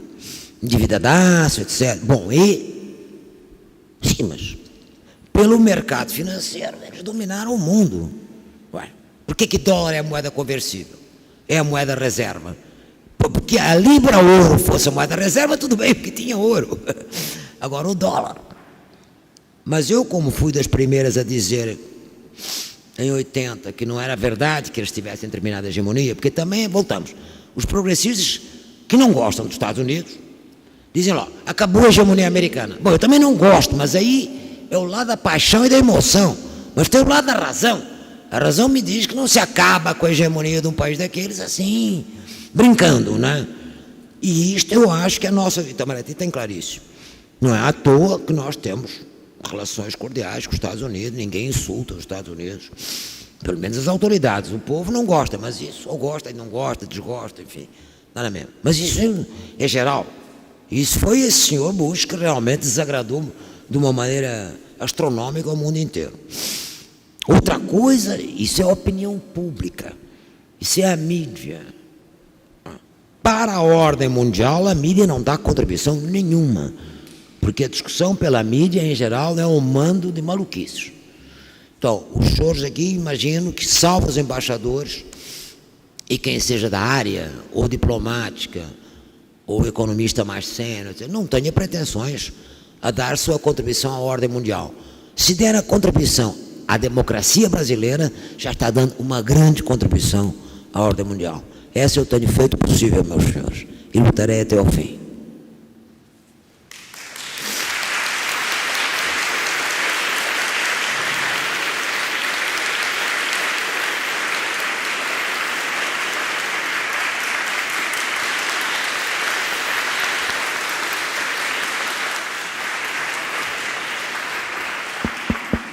Vamos abrir agora para as perguntas. Essa é ótima, a palestra com perguntas é divertida. Mas não de caráter pessoal, hein, gente, que isso eu não topo. Isso aqui não é nenhum confessionário. É perguntas sobre a trajetória do mundo ou minha acompanhando o mundo. Pessoal, não quero. Boa tarde. Solange Paraíso Nogueira, economista. Oi, querida. Fala-se muito, com muita delicadeza, em não quebrar regras de contratos. Nós temos aí o pré-sal. E há resoluções da ONU que sempre toleraram expropriações, desapropriações em nome do interesse público, e o interesse público da nossa população em ter mais riqueza é patente imenso. Nós, fortunadamente, não tivemos aprovados pelo Congresso os acordos bilaterais de proteção a investimentos estrangeiros. Eu pergunto se, nessa crise, nós não deveríamos mudar as regras, de fato, estabelecidas para a exploração do petróleo anteriormente. Mas vamos mudar, vamos entrar na exploração do pré-sal, e o pré-sal tem o problema da contiguidade dos campos. Como ele é embaixo, tem o problema da contiguidade dos campos. Não está definido na regra anterior. Então, fatalmente, vai ter que mudar. Por este lado, você não... Agora, se vai mudar para bem ou para mal, não sei, porque o nosso congressozinho também, eu vou te contar, né? Não deixa muito a dever o americano em matéria de atrapalhação. Também é bem... Não parece, mas também é bem voto distrital. Na verdade, não é distrital, mas enfim. É por congregações. Agora, eu não sei que acordo bilateral você está se referindo no que diz respeito ao investimento estrangeiro. Ah, sim. Do tipo o Acordo Multilateral de Investimentos da OCDE, aquele tipo de coisa. Capítulo 11 do NAFTA, que reduz a nossa autonomia em políticas públicas, que faz com que a Argentina agora seja expropriada no exterior por não ter pago seus bônus. Pois é. E a Venezuela também está sendo... Não, nessa parte eu estou muito preocupado ainda.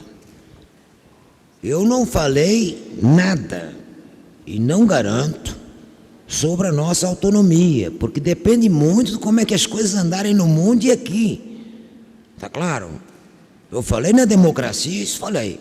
Na inclusão social, falei, porque isso é um movimento de uma natureza. Tá claro? O tipo de alianças, o tipo de movimento social é um. Esse tipo de questão, a maior parte da sociedade nem sabe do que se trata, não toma conhecimento. O Itamaraty é uma caixa preta para a população. O pessoal, mal é mal, ele sabe que temos uma política externa boa. Mal é mal. Porque sabe lá, isso porque o Lula fala sem parar. Também só sabe porque o Lula fala, porque senão não saberia nada. Vocês não estão imaginando que alguém escuta sequer o chanceler, quanto mais os embaixadores. Não dá mídia, não dá mídia. Não é frequente. Quando dá mídia, outro dia ontem, eu acho, estava na televisão quem? O Abdenur. Mas falar sobre a eleição americana. Nunca vi o Abdenur falar nada na mídia sobre nada de multilateralismo, comércio, como é que ele foi de embaixador na China e nos Estados Unidos, nada. Não,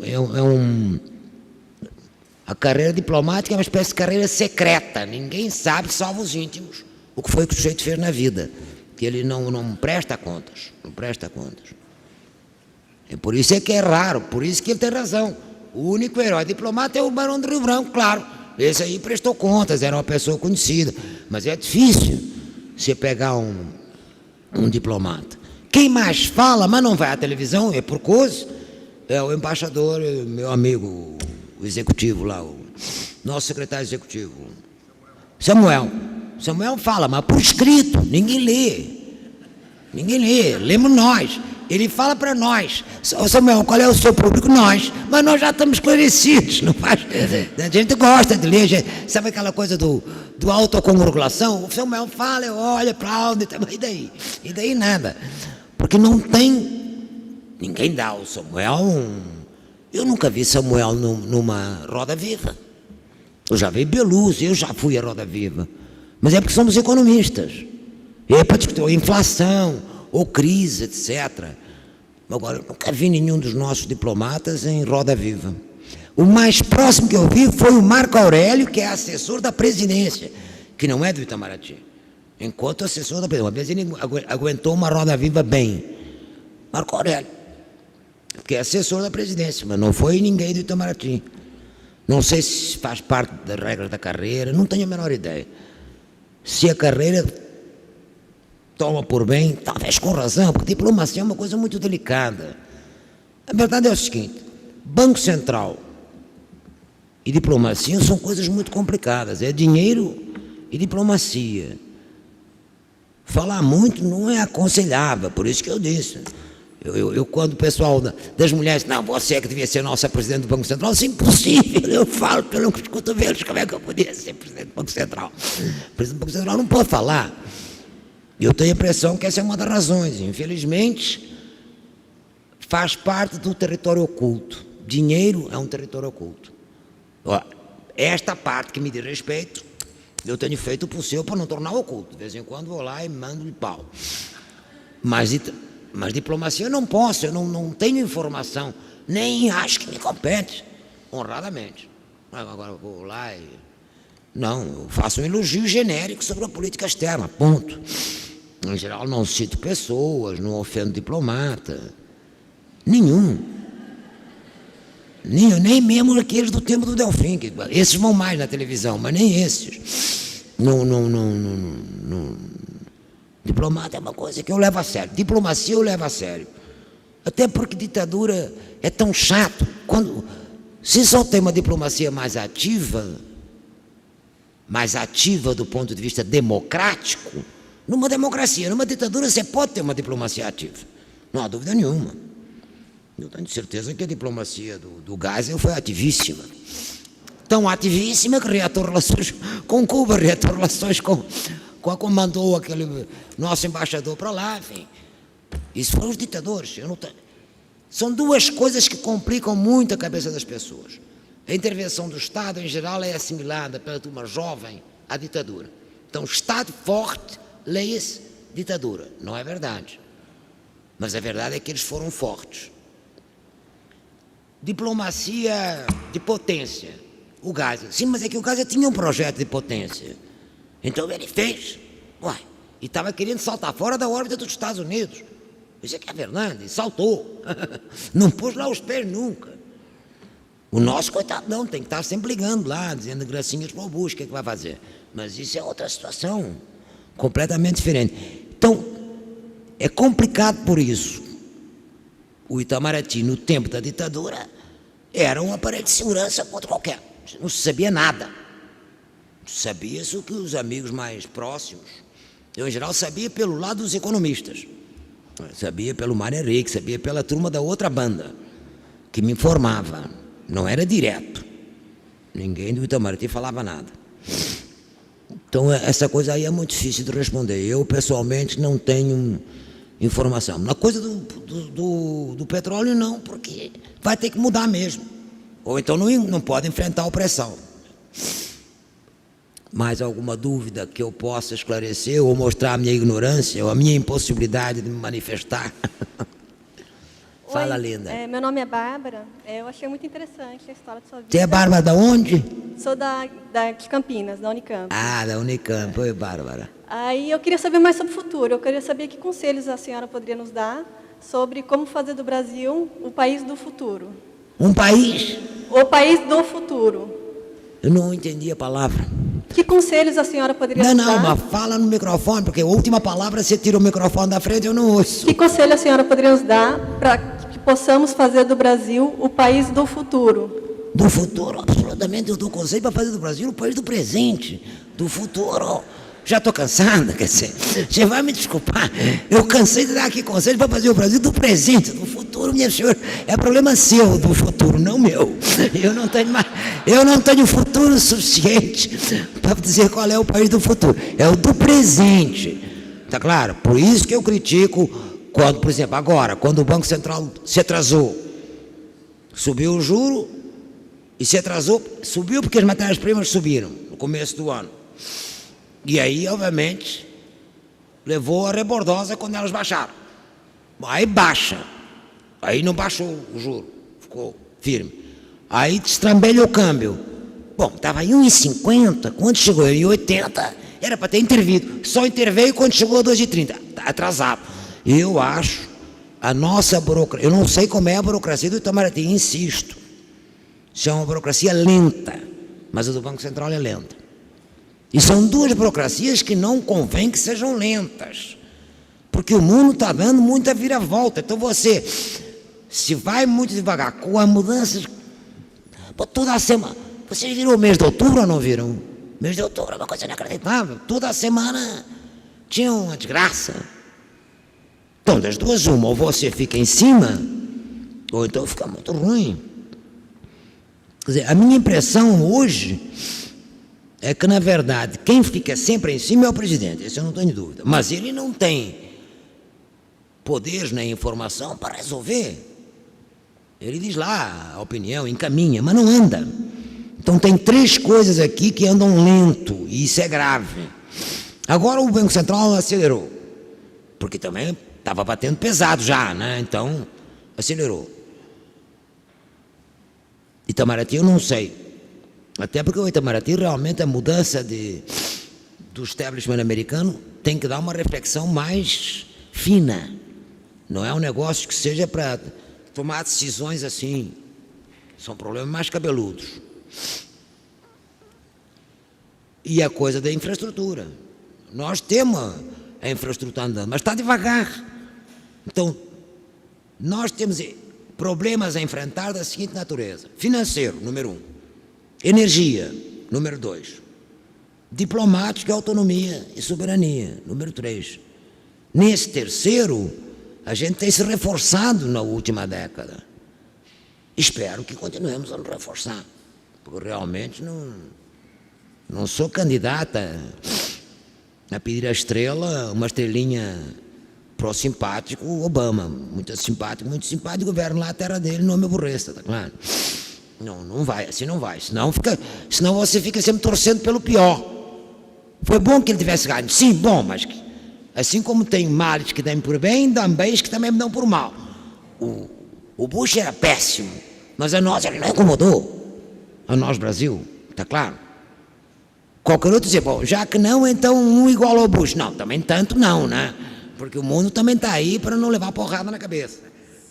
Então, essa delicadeza da diplomacia é que ela lida com contradições muito pesadas. E aí é uma arte, é um talento, e é informação. Eu tenho a impressão, olha, hoje, órgão de decisão econômica, que não tem um painel do Bloomberg, que está aberto lá, que tem 50 mil que viram, que dá quase minuto a minuto como é que muda o mundo, está mal. Eu teria que arrumar um painel assim, para as relações internacionais, que andam muito mutantes, não é verdade?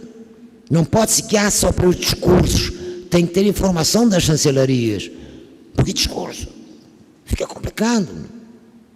O discurso é este, sim, bom, mas está bom, e como é que vai ficar o Departamento de Estado? Quero lá saber qual é o discurso, quero saber como é que vai ser o Departamento de Estado.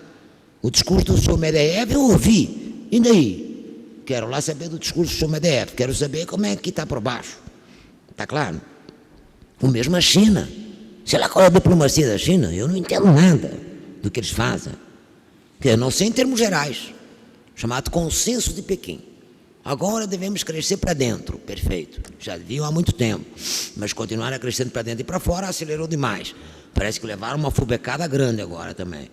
Por outro lado, evidentemente, nosso enfrentamento com os Estados Unidos é de aliança comercial e financeira de um lado e de enfrentamento permanente, mais prudente, do lado político-geopolítico. Sim, mas eu nunca mais ouvi falar nada de nada. Não sei, pelo menos não sei na imprensa, nada mais sobre a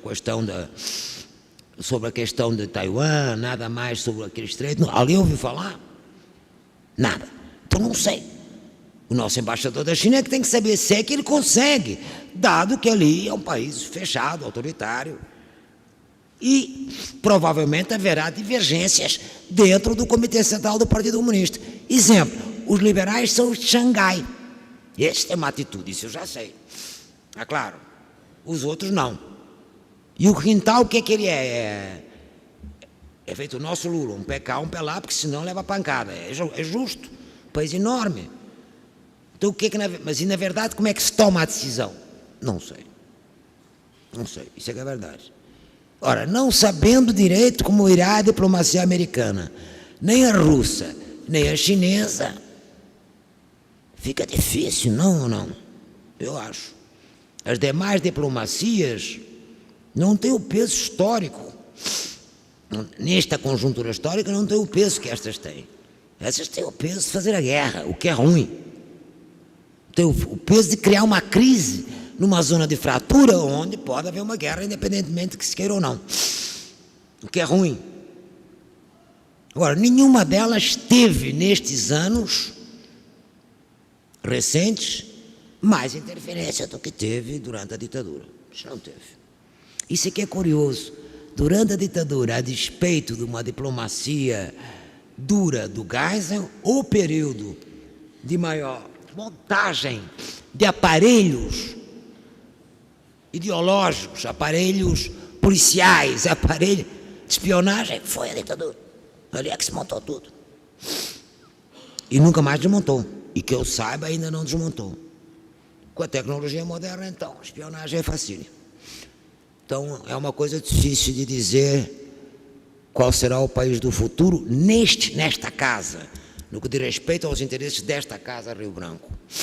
Agora, no que diz respeito aos interesses do povo, que é um pouco além e mais amplo do que os desta casa, eu acho que estamos indo bem. E que vamos passar a crise menos traumatizados que, claro, ninguém está discutindo se vai dar o salário mínimo pela regra do jogo, vai dar. E, no entanto, lá nos Estados Unidos estão discutindo. Uma das discussões atuais dos Estados Unidos é o que é que faz com o salário mínimo. Ele prometeu que ia subir, resta saber se o Congresso aprova. O nosso já aprovou, que é a lei do salário mínimo, aprovou lá atrás. Para desaprovar tem que ter maioria absoluta, não há hipótese. Eu acho que não há hipótese. Eu acho, puta, mas se começar a errar assim, então na conjuntura está ruim. Mas enfim, eu só sei sobre o presente do Brasil. Eu sei mais do Brasil que do resto do mundo.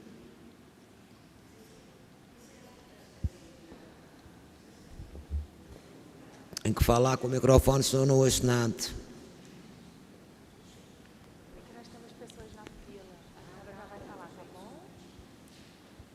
Como é? Não entendi. Cadê o microfone? Se não.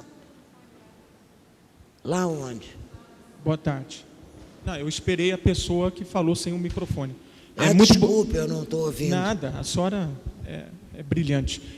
Senhora Maria da Conceição Tavares, professora, doutora, parabéns pela sua palestra, pela Obrigado. sua Qual é conferência. seu nome, querido?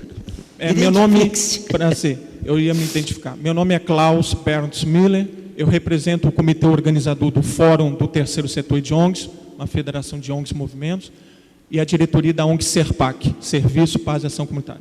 Pergunta, a senhora, Vossa Senhoria acredita que um dia, ainda nesse século XXI, nós podemos, o Brasil, o nosso país, o Brasil, no campo industrial, financeiro, ciência, tecnologia e economia, econômico, nós vamos poder ter o poder e a importância e o status que a China e a Índia têm, porque o Brasil estava num caminho, em certos períodos, depois Não, peraí. lá da Poder década... pode, mas vai demorar um bocado de tempo e precisa saber se eles param, né? Por uma razão muito simples, a China está investindo, a Índia está investindo em tecnologia e em formação profissional de elites há décadas. Quando na ditadura eu consegui ainda ser assessora da FINEP, que tinha o velho Pelúcio Ferreira e tinha o Veloso de ministro, que foi bom aluno e assinavam embaixo por mim, precisava assinar embaixo, não deixava eu nem ser assessora. O ministro, os hindus que vinham aqui, os coreanos que vinham aqui, nessa altura não vinham os chineses, nós não tínhamos relações muito importantes, mas coreanos sim, eram os tigres, enfim. E os hindus estavam na frente disparados. Eles têm um tipo de formação nessa direção. Agora, nós não somos todos previsíveis assim, meu lindo, porque há duas tecnologias onde a gente está na ponta. Tecnologia de petróleo, nós estamos na ponta. É claro que dirá, porque temos a Petrobras, é claro. Já precisa ter uma instituição para fazer aqueles aviões de São José dos Campos, que hoje são de ponta. Embraer. Precisa ter Embraer, mas que por sua vez depende do Instituto do São José dos Campos, que era dos coronéis, que era da aeronáutica. O que eu estou falando é o seguinte, em geral, tecnologia está ligada ou à segurança, portanto tem que ter um establishment, um complexo militar industrial por trás, ou a poder econômico. Sem as duas, duvido que você consiga disputar a tecnologia com quem quer que seja, está claro? Não é uma coisa que depende apenas do ensino ou da reforma universitária. Isso é uma bobagem. Que depende do ensino. É o saber, é o conhecimento. Você transmite o conhecimento, mas você não aumenta o número de tecnologia. Mesmo quando você tenha grandes cientistas. Pode ter prêmio Nobel, é irrelevante. Porque para passar da ciência para a tecnologia tem um investimento que ou é por razões de segurança ou é por razões econômicas que se faz. Tecnologia não é uma coisa que não custa dinheiro, custa dinheiro, não é? Nós não gastamos muito dinheiro em tecnologia, nem comparativamente. A gente deve gastar hoje, não chega a 1% do PIB. Todos eles gastam 2%, 3%. E tem mercados muito maiores. Então, acho que para chegar lá vai demorar. O que não impede que nos setores em que haja interesse, a outra tecnologia que avançou, bancos. Nossos bancos são avançadíssimos tecnologicamente. Se não é por acaso que já estão no ranking mundial. Quem inventou a tecnologia bancária foi a Itautec. O Itaú acabou dando agora uma demonstração de que é uma potência, engoliu o outro, não é verdade? E é um banco que está entre os 14 maiores do mundo. Então, tecnologia bancária, outra coisa. A última pergunta que eu faria à senhora é o seguinte, algumas coisas virou realidade, mas ainda tem muita coisa utópica nesses dois assuntos. Setores de esquerda, movimentos, ONGs, eu queria que a senhora comentasse sobre essas duas teorias, economia solidária e negócios inclusivos. A senhora acredita nisso? E negócios entre... Negócios inclusivos e economia solidária. Sim, A senhora acredita nisso? Obrigado. Eu acredito em todas as ações de boa vontade. Eu não pertenço a nenhum experimento de economia solidária. Mas não vou desqualificar. Por exemplo, quem é o grande teórico do PT da economia solidária é o Paul Singer, meu grande amigo. Mas ele e na prática ele faz. Ora, a economia solidária que não seja feita com organizações da sociedade civil, que você faça a partir de vagas organizações não governamentais, eu não acredito não. Eu não acredito não, porque não tem isso, não aguenta. Não aguenta, tá entendendo? Ou você faz junto do governo, ou você faz junto dos sindicatos, ou você faz junto das confederações patronais, mas enfim, tem que ser organizações que possam alimentar o processo.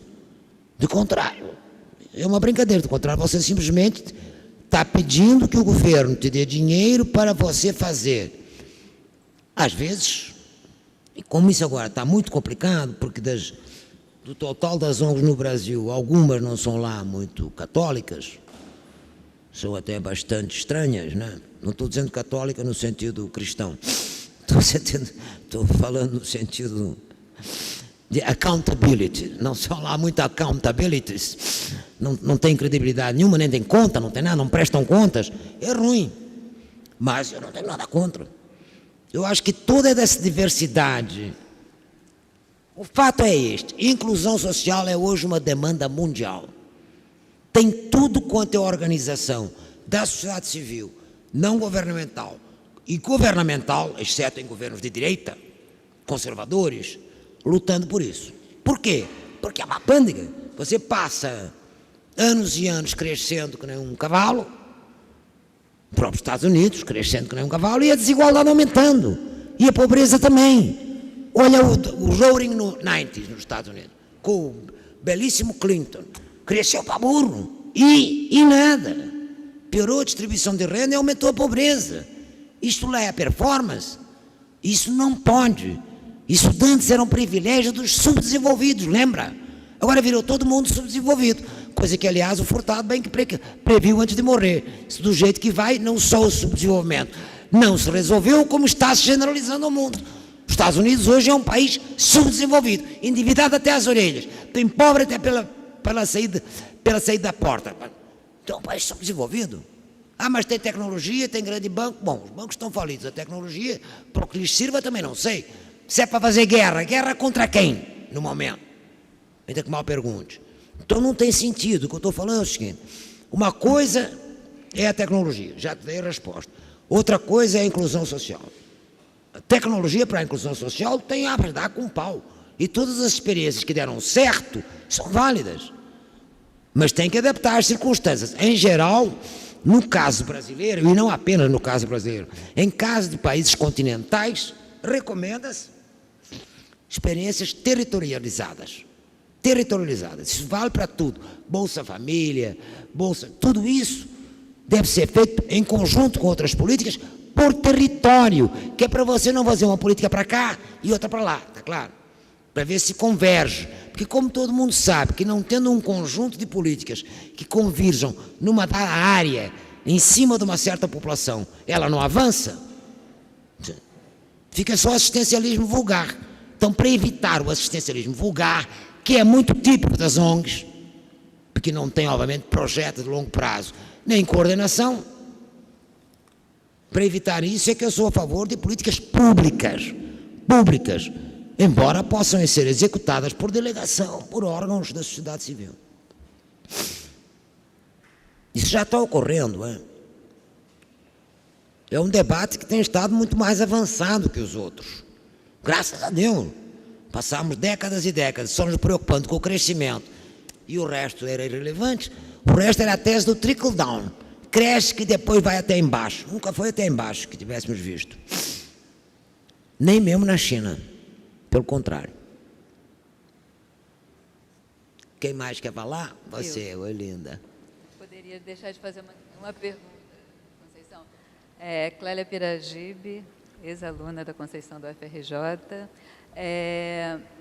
Conceição, você falou rapidamente na questão latino-americana, mais sobre questões de democracia, que eu bem ou mal hoje... Não, integração.